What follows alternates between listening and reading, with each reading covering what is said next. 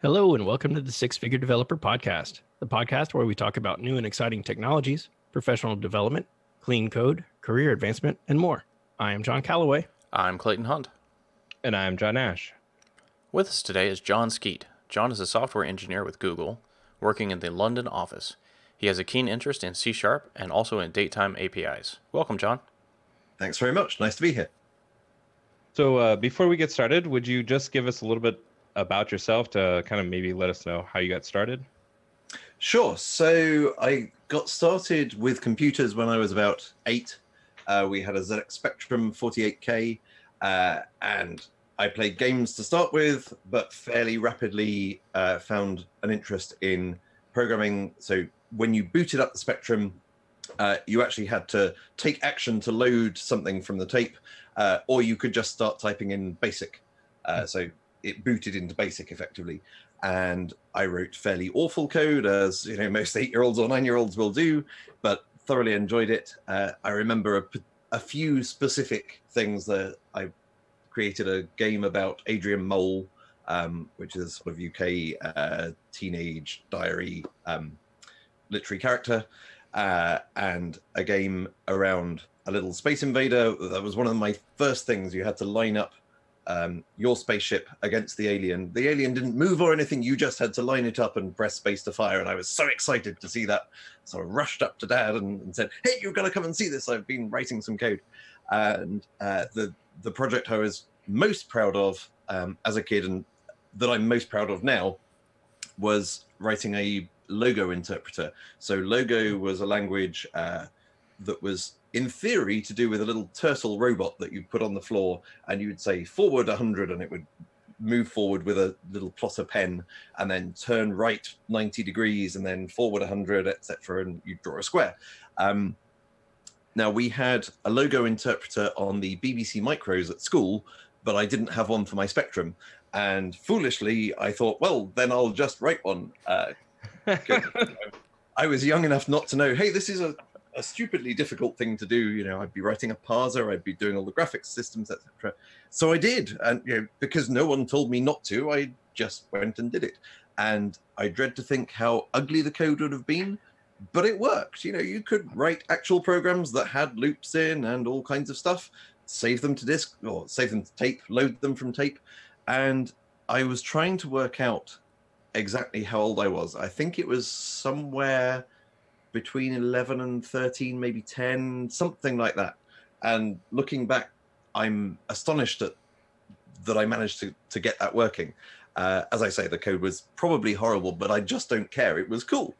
So that's how I got into computing in general and programming.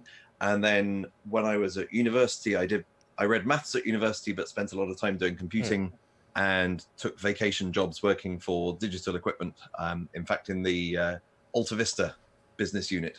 I watched Captain Marvel just yesterday and was delighted to see Alta Vista there. And I was like, I worked for them. Not in the search bit, but you know, it was still a lovely blast from the past. So yes, I wrote Java back in Java 1.0 before there was a JIT compiler, or you could download a separate JIT that you put the DLL somewhere, and then suddenly it only ran somewhat dog slow instead of incredibly dog slow. But again, I didn't care at the time. You know, Java made me really productive. So I left university and joined digital, and from then on was a full-time software developer. So I've never done anything else except as sort of student jobs. I stacked shelves and was on the checkout at a company called Superdrug, a sort of pharmacy and toiletries type company, which was actually a really good experience, a valuable experience, and made me appreciate the developer life even more. Well, very cool. So what are you doing these days? What are you up to? So now I work for Google in the Google Cloud Platform division, and I build the .NET client libraries, or rather, the team and I work in a fairly small team of lovely people. We build the .NET client libraries that talk to Google Cloud Services. So if you want to do image recognition or video recognition or speech to text or start a VM or any of the myriad things you can do with Google Cloud Services, you would use from .NET, you would use one of the client libraries that that my team built, which is lovely in terms of I love working for Google and I love working in C# and being able to do both and spend a lot of the time working from home to do it. This is my office where I spend most of my working time. It's fantastic. It's a dream job. Awesome. Yeah, that's really cool. Now it hadn't always been like that, at least with Google, right? You've been writing C# for fun for quite a long time, but at work you were doing Java, I think, and were you working with the, trying to remember back from Tech Pub, you were working with was it the Google Calendar? Yeah, so I've worked on various projects, but I started off in Google Mobile Sync. So when I joined Google, Android was not yet a thing. I think we'd announced that it was happening, but I remember seeing the first Android devices. I think when I was in Mountain View for Noogla orientation, I saw secret prototypes that people would say, right, you can look at this, but don't take any photos, don't tell anyone about it, or anything, of the G1. So the Android wasn't out, but the iPhone definitely was, and the team I joined was actually writing a SyncML server at the time. So SyncML was a protocol used to synchronize calendars and contacts and emails and things that Nokia was pushing. I suspect it was a sort of industry-wide effort, but Nokia was pushing that, whereas the iPhone supported the Exchange protocol. You could add an Exchange account and you would type in your Exchange mail server's domain name, and then it would sync things. And this was a much, much better experience than SyncML. So my team that had originally been wanting to do SyncML still kept doing the SyncML server, but that became sort of gradually maintenance only.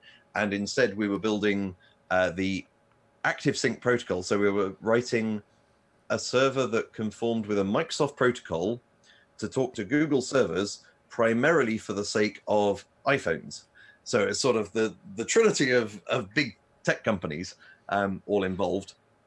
And I ended up doing the calendar synchronization side of that, which led me to my strange love affair with dates and times. Well, that leads pretty well into a project that you've worked on, Noda Time. Would you tell us a little bit about that? And Sure. So I started off. I was writing Java for this mobile sync server, and I rapidly found that Java Util Calendar was awful, which I'd known before but had never had much cause to investigate anything else. So I investigated Joda Time, which these days I wouldn't use Joda Time because Java now has a decent date and time API in it called java.time. So it's in the java.time package. And it was very much based on and learning from Joda Time. So Joda Time was great. And I gave a talk at the Stack Overflow Dev Days in 2008, 2009. Can't remember exactly, but pretty early on. And I gave a talk called Humanity Epic Fail, and that we've made a mess of numbers and text and dates and times. And when you think about it, what data types are there beyond those? Well, there's kind of binary for images and stuff. But really, if we can make a mess of those three sets of types, then we've really done pretty badly. And one of the points of the talk was to say all of these things can be tamed somewhat if you use the right library. So, for example, in Java, you use Joda Time. In .NET, there isn't anything. Date time is all there is, and that's broken in many different ways. It's just a bad abstraction. To be fair to Microsoft, they tried to improve things over time, but it's tricky for many reasons, including versioning that we'll probably talk about later on. So I decided, coming away from that conference, literally on the train on the way home, I was thinking, it's kind of sucky. It's a poor show to tell people to use the right tools and then say, but they don't exist for .NET. Bye. Yeah. So I thought instead of that, I would try to improve the situation. So I started on Noda Time. In fact, I think I wrote a blog post, again, probably on the train on the way home, saying, what are we going to call this? And we had various ideas for it, but Noda Time was the one that stuck with most people. And so I would say, and so Noda Time was born, but it actually took several years before we got to 1.0. It was a big project, started off being a port of the Joda Time types, and Joda Time is an interesting code base because it had evolved over several years and was probably a little bit more general purpose than I thought was necessarily a good idea. So you can write your own calendar system to plug into Joda Time, and that felt like it was possibly a level of abstraction that wasn't necessary, and you could simplify things a bit. It also has a huge inheritance hierarchy, so you've got classes nested sort of 7 or 8 levels, and particularly for .NET, where these things are mostly naturally value types, well, we don't have any inheritance there. We can have interfaces, but not the rest. So there was a good deal of, well, let's take the good ideas from Joda Time, but not necessarily the bad ones. So it started off being an internal implementation very closely based on the Joda Time code, half of which I didn't really understand, but I could easily port, because there's quite a lot of arithmetic in date and time stuff that has magic numbers and not necessarily any comments in the code. And it's just like, well, this kind of hopefully works. I plugged together a huge load of code before I had any idea whether it would actually work or not. I think I've probably still got a test that has the date and time that I was working on, and checked that if you did the right thing, it still came out to the thing to the same values. And the test says, the date and time of the great birth or something silly.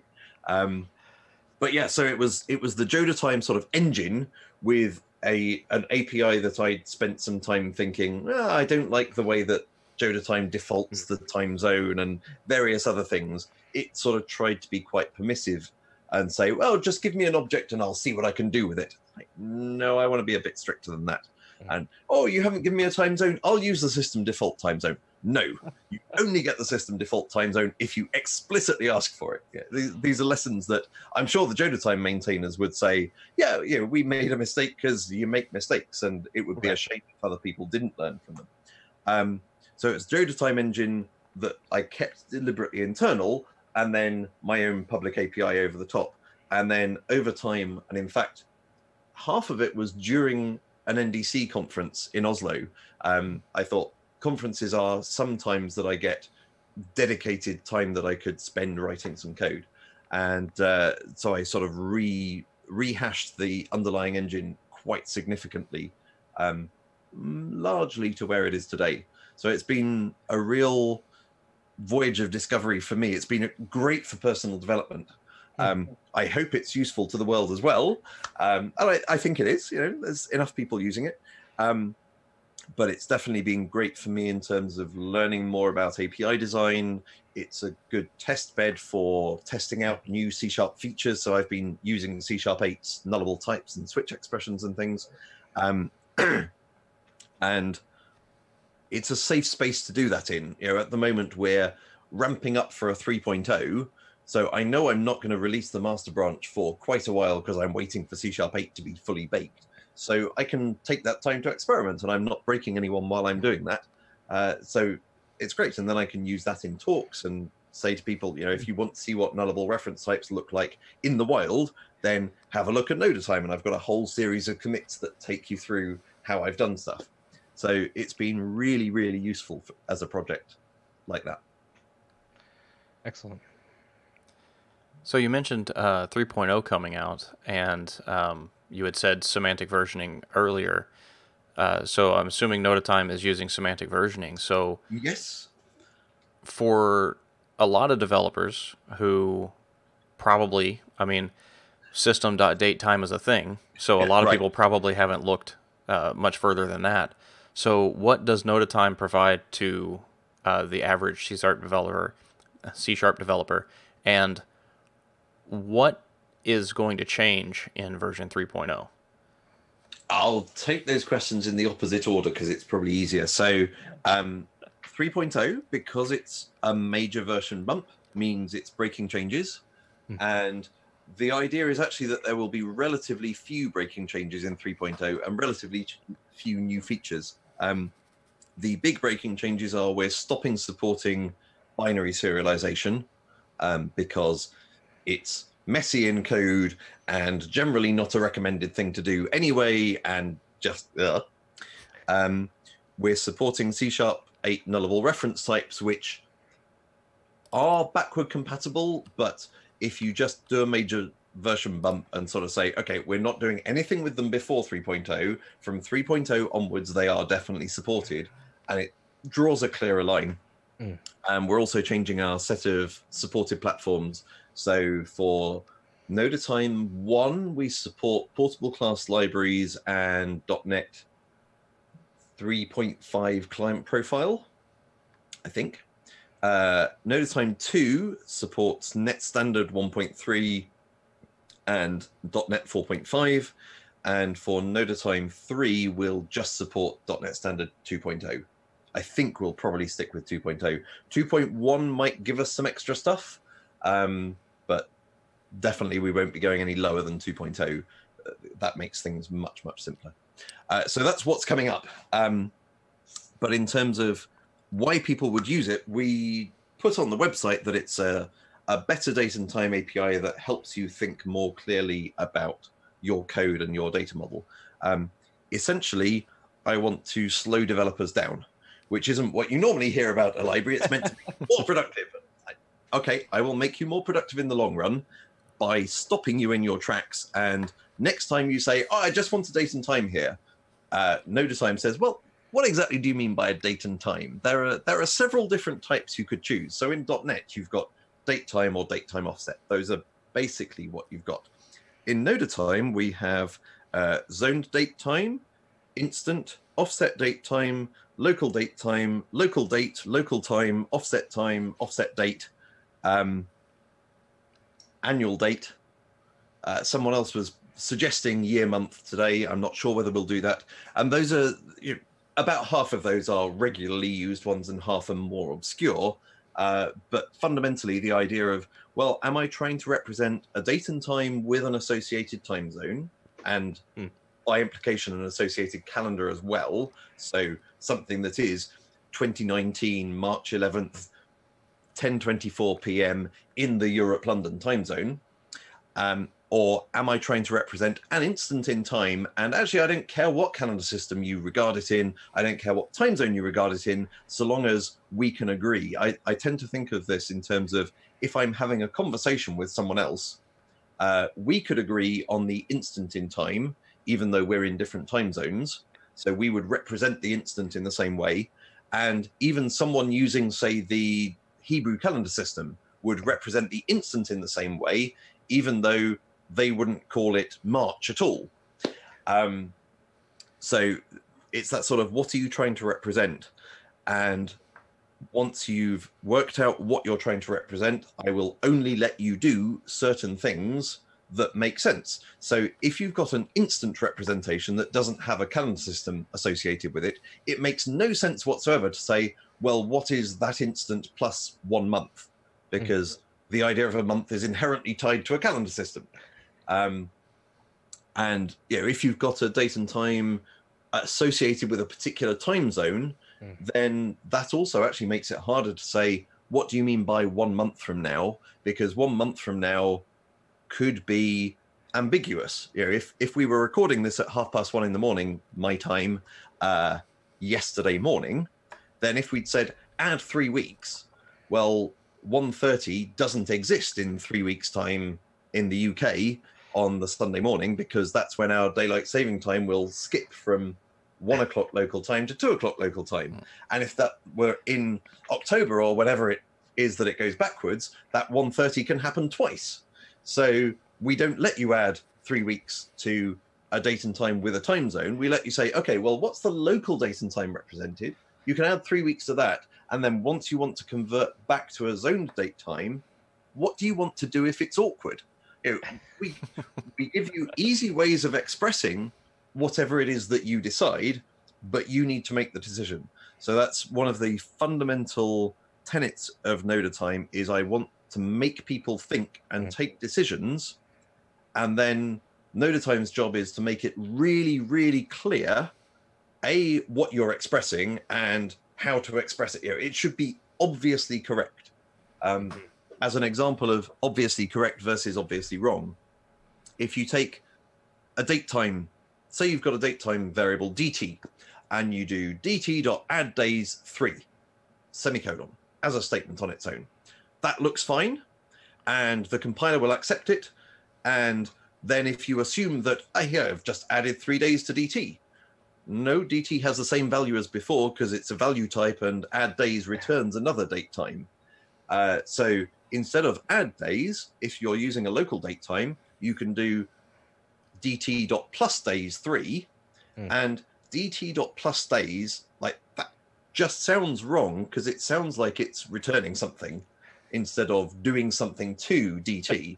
So that's a case of using naming to try to make things clearly wrong or clearly right.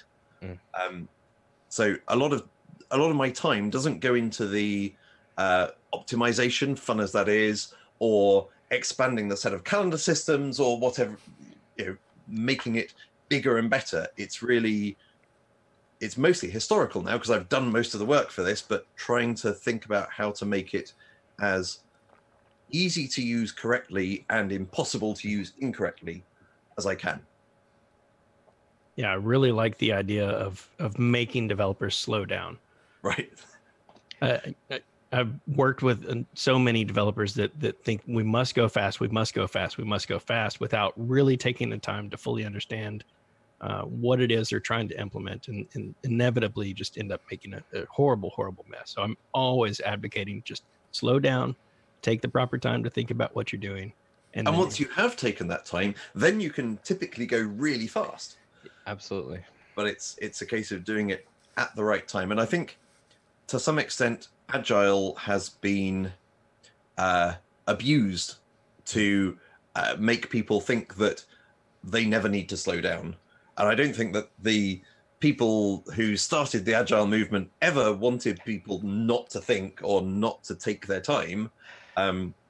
There's a time to prototype and not spend too much time worrying about details. Just get something done so that we can then potentially throw it away, but at least we'll know whether it's vaguely viable.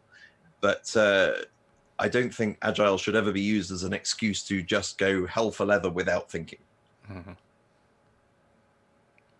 And as for any developers out there, we're all quite familiar with Stack Overflow, and you're quite famous on Stack Overflow. It's hard to imagine any thread that Jon commented on.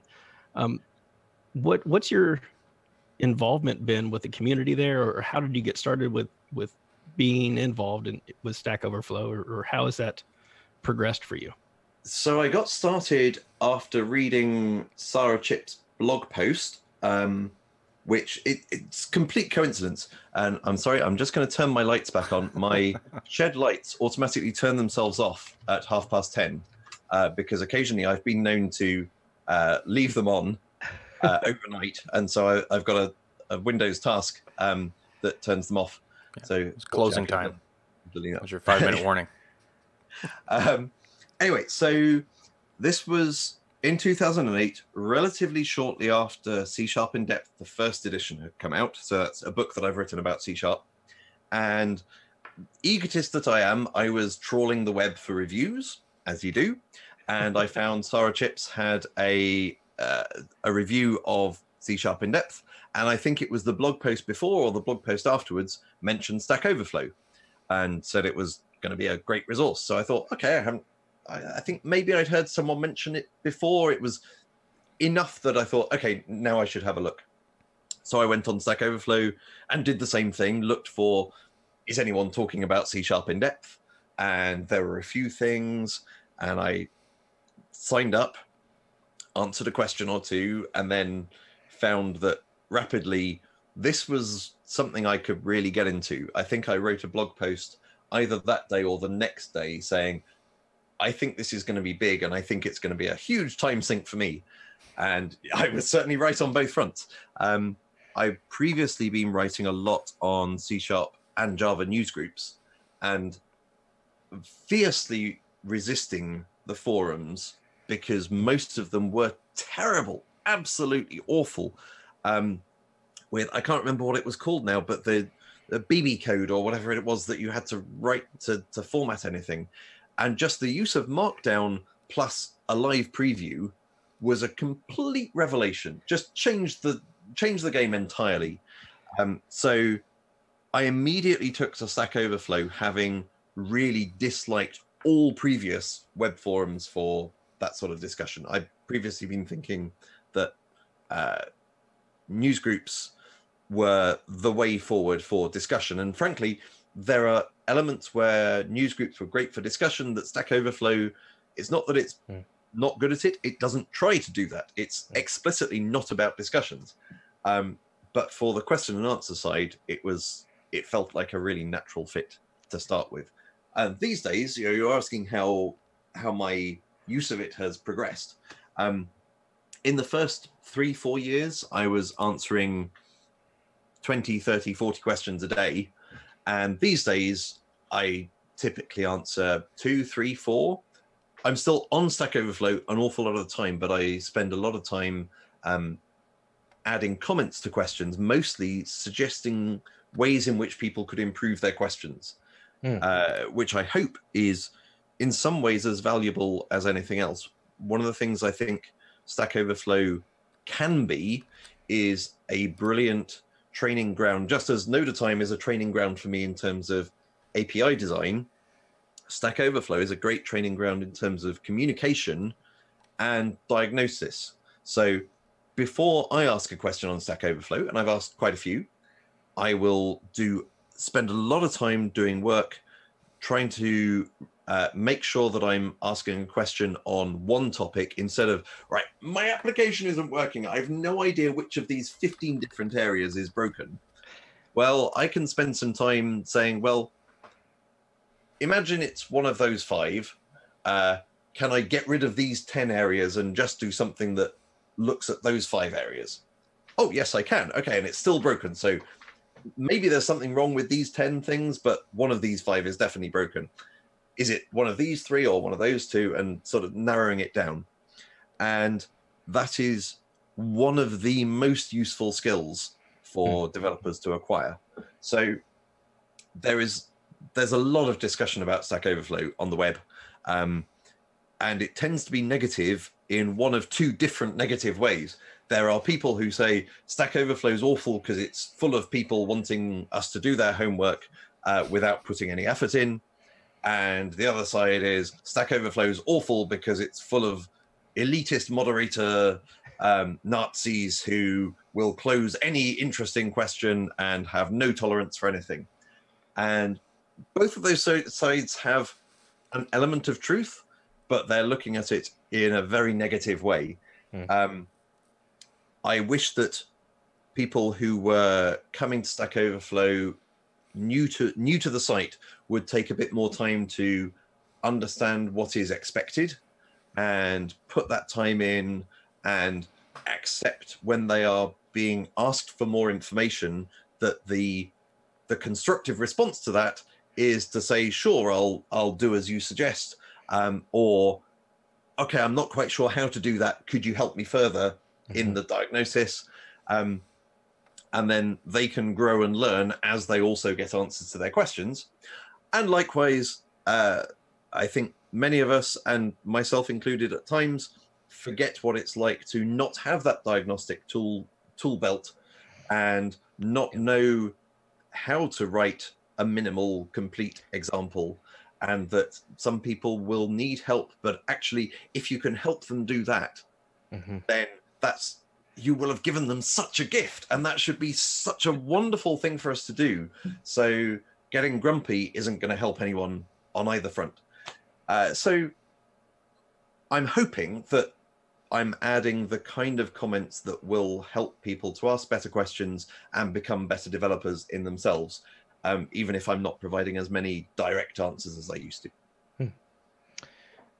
Yeah, well, your response there actually reminded me of the opening slide to your code mash, which was "Be kind," because that sort of summed up the whole bit. There is people, looking for having the right perspective really helps you understand where people are coming from, and that they're most of the time people are just trying to figure things out, and there's a way to help them to get there. So one other area that's really, I know, close to you is the topic of diversity, and sort of there definitely is an issue within our community of a lack thereof. So yes, I'd like to talk about that a little bit. Yeah, so I think it would be hard to deny that there is, broadly speaking, a lack of diversity.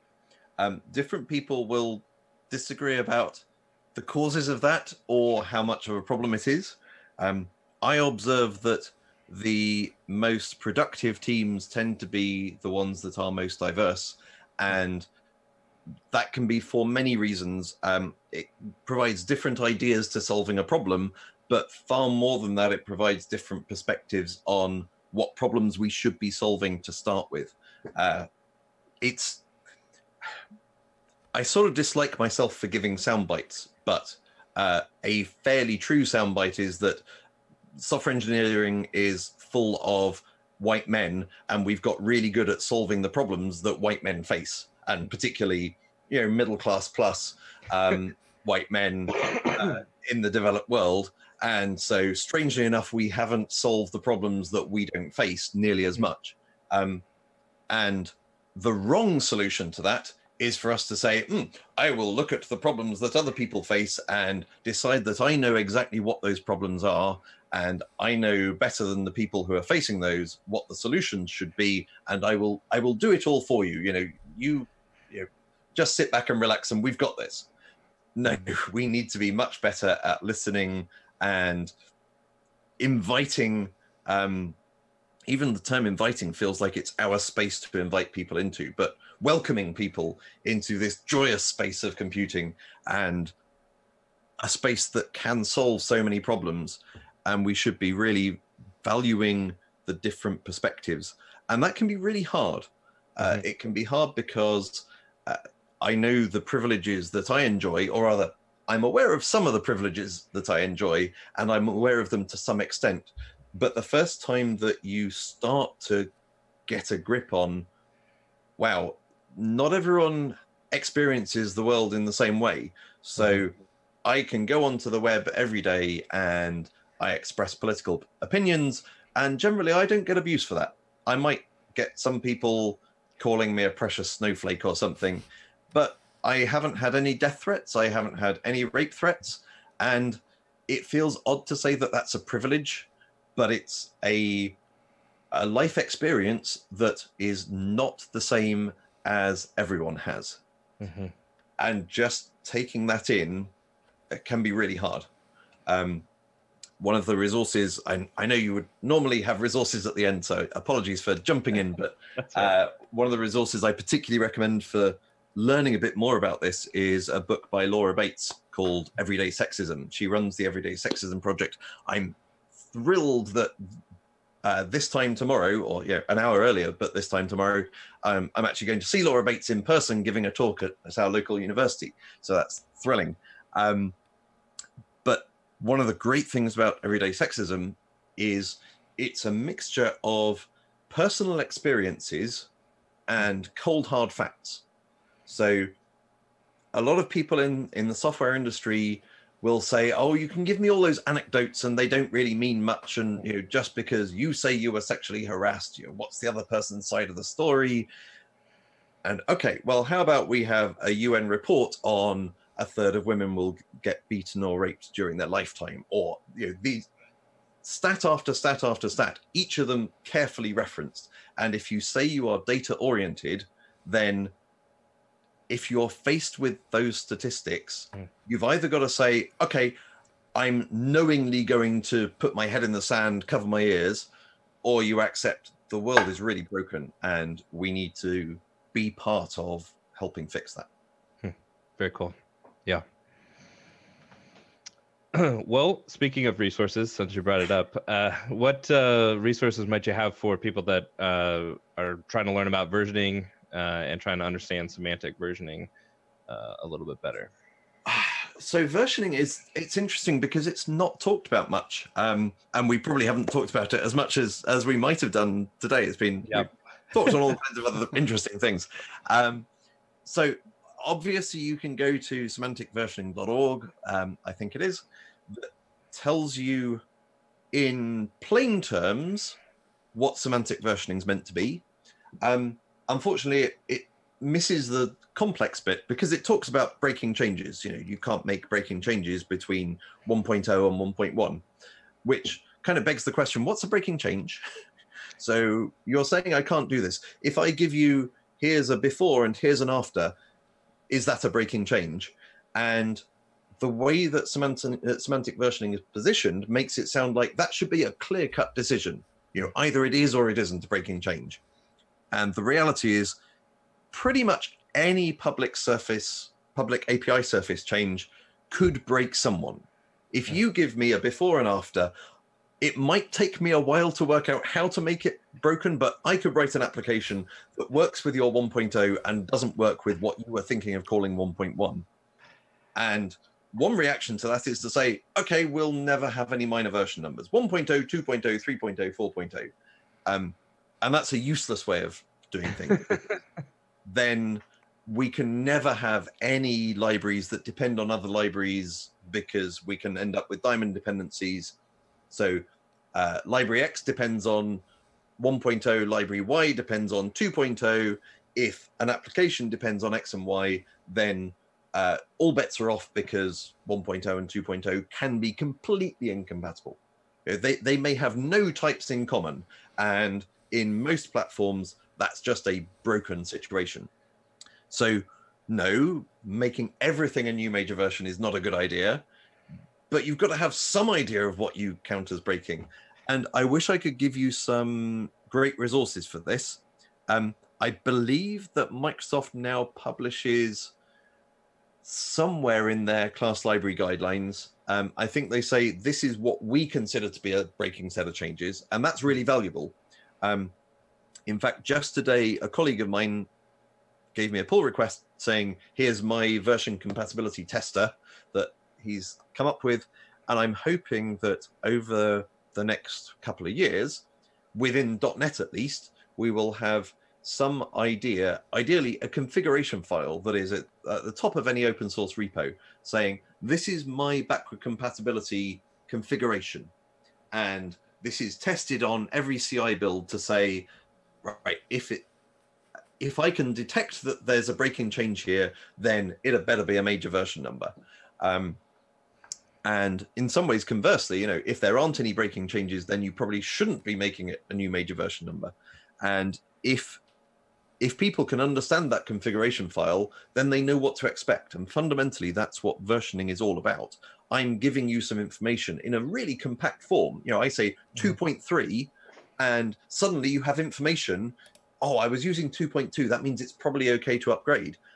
Oh, I was using 2.4. No, I shouldn't downgrade because there may be new features.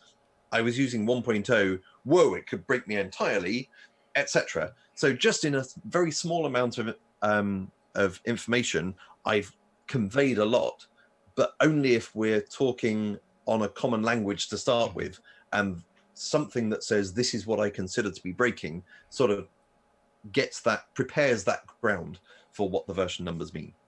So I hope that will be coming over time. There is a page that I will try to find so you can put it in the show notes. That's what Microsoft considers breaking changes in, I believe, the framework, which isn't necessarily the same as you would want to do in the library. There are kind of stricter rules for what you can and can't do in core frameworks.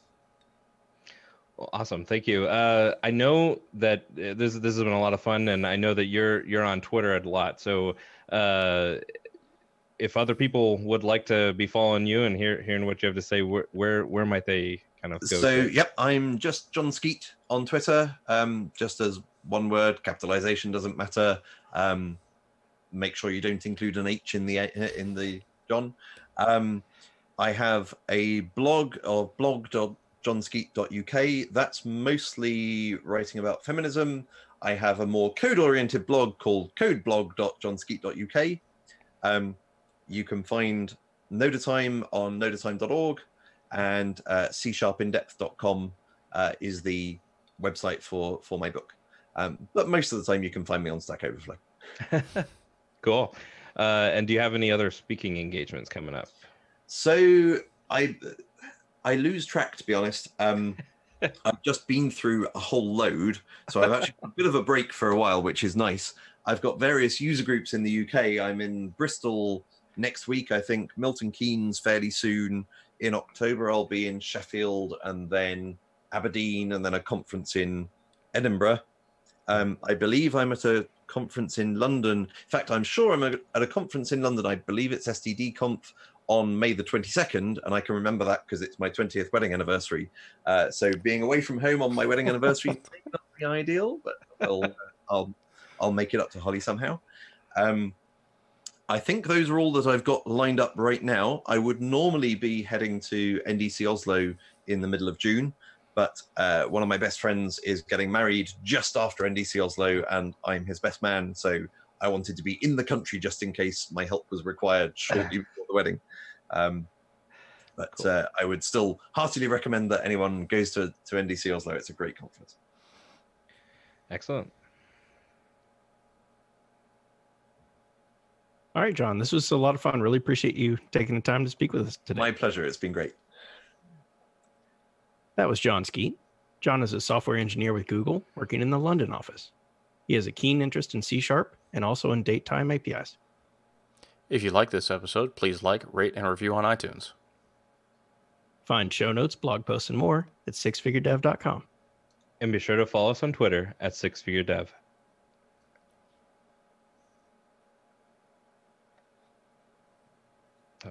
This has been another episode of the Six Figure Developer Podcast, helping others reach their potential. I am John Calloway. I'm Clayton Hunt. And I'm John Ash.